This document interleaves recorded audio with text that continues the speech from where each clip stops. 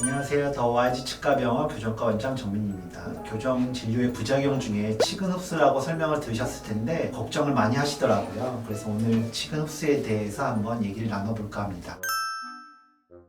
교정 치료 중에 치아의 뿌리가 자극을 받아서 치아의 뿌리 끝이 흡수되면서 조금 짧아지는 걸 우리가 교정 치료에서 치근 흡수가 발생했다고 얘기를 합니다.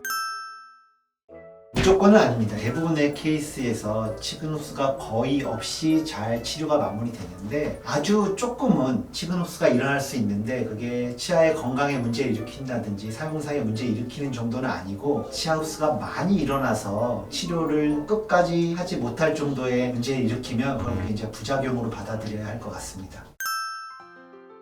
교정치료 상해에서 특정한 움직임이 있을 때 일반적으로 증가하는 경향이 있어요. 그런 치아 이동이 일어났다고 해서 반드시 생기는 건 아니니까 오해는 하지 말으셔야 되는데 일반적으로 교정치료 하다 보면 치아가 어느 목표까지 이렇게 가야 되는데 치아가 이렇게 갔다가 다시 앞으로 갔다가 다시 뒤로 갔다가 이렇게 갔다가 이렇게 오면 한 방향을 쭉 오는 것보다 왔다 갔다 하면서 가게 되거든요. 이걸 라운드 트립이라고 하는데 이런 치아 이동이 많을수록 치근 흡수는 많아진다고 설명을 하고 있고요. 또 치아 뿌리에 힘이 직접적으로 가해지는 치아의 움직임. 이건 어떤 얘기냐면 머리가 여기 있고 치아 뿌리가 여기 있으면 우리가 토크라고 얘기를 하는데 치아의 각도를 조절할 때 뿌리가 이렇게 눌리면서 치아의 뿌리 끝에 직접적인 힘을 가해질 때 치근 흡수가 증가한다고 얘기가 되고 있어요. 그래서 교정치료 할 때 이런 치아 움직임을 최소화하면서 치아 움직임이 필요할 때 힘을 적절하게 쓸 수 있도록 노력하는 게 중요하고요. 힘이 세면 또 치근 흡수가 증가될 수 있기 때문에 적절한 교정력을 가지고 약하게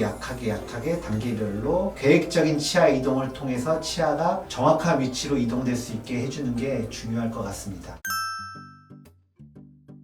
환자 차이가 많이 있어서 치근 흡수가 전혀 일어나지 않는 분들도 꽤나 많고 어떤 분들은 예측이 안 되는 부분에서 치근 흡수가 일어나기도 하는데 환자적 요인이 아니라 교정치료에서의 강한 힘, 치아 이동의 형태, 치아 이동의 방향도 영향을 미치긴 하는데 환자적 요인은 환자의 전신적인 상태랑 영향이 있어요. 그래서 갑상선 질환 같은 내분비 질환이 있는 경우도 있고 골다공증 같은 문제가 있어서 약을 먹고 있다든지 그런 이슈가 있을 수도 있어요. 천식 같은 자가면역 질환 문제들도 또 역시나 치근 흡수에 영향을 미친다고는 하는데요. 이런 병이 있으면 교정치료 못하냐? 그렇지 않습니다. 오히려 좀 조심스럽게 접근하면 치료는 할 수 있다고 봐요.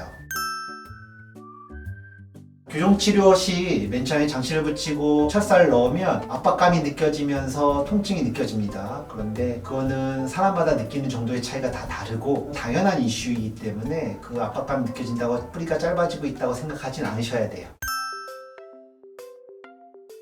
저도 이제 오래 하다 보니까 진료 보면서 있었던 일을 생각해 보면 앞니 뿌리가 너무너무 짧아서 다른 데서는 아예 치료를 할 수 없어서 그 치아를 좀 빼고 임플란트 하는 거 어떻겠느냐 이런 얘기까지 듣고 오신 분도 있는데요. 시간이 좀 걸리더라도 힘을 좀 약하게 쓰고 최대한 자기 앞니를 쓸 수 있을 때까지 쓰다가 나중에 문제가 생기면 임플란트를 하자. 주의해서 할 거는 힘을 약하게 쓰는 것도 중요하지만 필요하면 엑스레이를 좀 찍어보고 CT를 찍어보고 문제가 있는지 계속 관찰하는 거거든요. 조심스럽게 치료를 진행했더니 뿌리가 더 짧아지지 않고 교정치료 끝까지 무사히 끝났습니다. 그래서 생각보다 뿌리가 짧았다는 이슈 때문에 실제로 제가 발치하고 임플란트를 한 적은 없어요. 조심 천천히 진행하니까 크게 문제되지 않고 교정치료가 끝났습니다. 물론 아까 전에 설명드렸던 치아 이동의 형태들에 문제가 되는 것 같은 이슈들이 있으면 치료의 목표를 많이 낮추고 진행하긴 합니다. 남들은 이만큼 할 거 우리 그 정도까지 하면 문제가 있을 수 있으니까 이 정도까지만 하자 이렇게 설명드리고요. 치료 진행 중에 원래는 안 그랬는데 갑작스럽게 치근 흡수를 맞이한 경우에는 6개월 단위로 기본적으로 엑스레이 찍어보면서 검사를 하지만 좀 더 간격을 줄여서 엑스레이나 CT 촬영을 좀 자주 하고요. 치아 이동을 좀 천천히 또 진행하고 문제가 되면 치료 목표를 확 낮춰서 치료를 조기 종료하는 것까지 생각해 볼 수 있는데요. 환자분이랑 잘 얘기하고 득가시를 따져가면서 치료 목표를 설정하고 치료를 마무리하도록 노력하고 있습니다.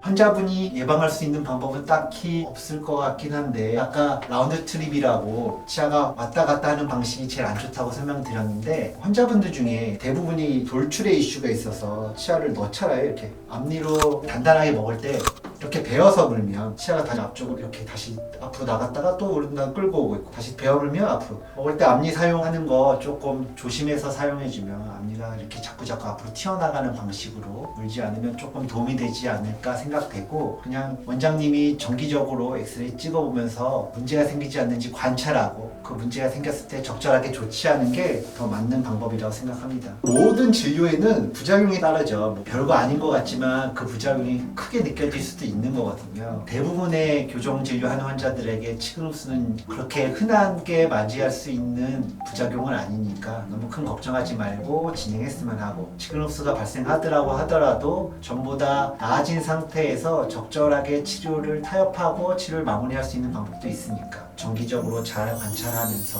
치료를 진행하시면 될 것도 같습니다.